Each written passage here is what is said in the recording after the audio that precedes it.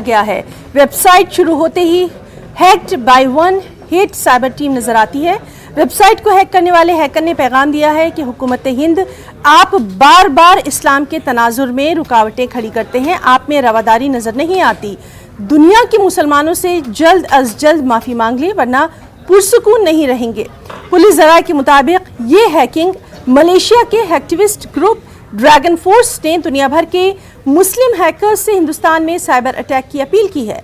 नुपुर शर्मा के जरिए पैगंबर इस्लाम की शान में गुस्ताखी और ज्ञानव्यापी मस्जिद तनाज़े को लेकर इस हैकर ग्रुप ने आपस पाटक नामी ऑपरेशन शुरू किया है।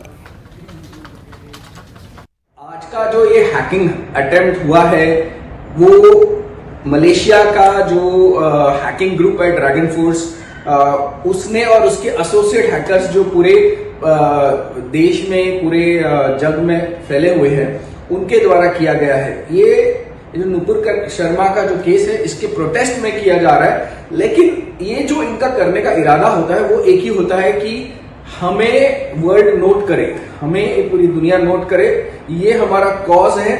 और इसके लिए ये क्या करते हैं तो हैकर्स ये मिलके जो वल्नरेबल वेबसाइट्स होती हैं जिनमें खामियां होती हैं उन पे टारगेट करके उनका जो फर्स्ट पेज होता है, इंडेक्स पेज जिसे कहते हैं, उसे बदल के वहां पे अपने प्रोटेस्ट वाला मैसेज डाल देते हैं। इससे हमें दो चीज सीखना चाहिए। एक कि ये प्रोटेस्ट करने का जो इनका माध्यम है ये बिल्कुल ही कानूनी नहीं है, ये एक साइबर क्राइम है, साइबर अपराध है। 43A रीड विद सेक्शन 66 के तहत इसमें 3 साल की सजा और 5 लाख का जुर्माना हो सकता है। और अभी हमें वक्त आ गया है कि पुलिस जो हमारी नेशनल एजेंसीज है इनको कोई गुर्गों को तो पकड़ना चाहिए, कोई साइबर क्रिमिनल्स को पकड़ना चाहिए, नहीं तो फिर हर छोटा मोटा साइबर क्राइम इस राह को अपना सकता है। आज सुबह 8:30 बजे के दरमियान यह मालूम गिरा कि थाने पुलिस वेबसाइट जो है वो हैक हुई है, तो उसका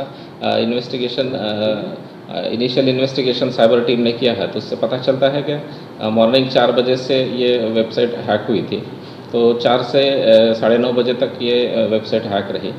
9:30 बजे हमारे जो टेक्निकल एक्सपर्ट है उन्होंने पूरा डेटा रिकवर कर लिया है और वह वेबसाइट अभी रिस्टोर हो चुका है।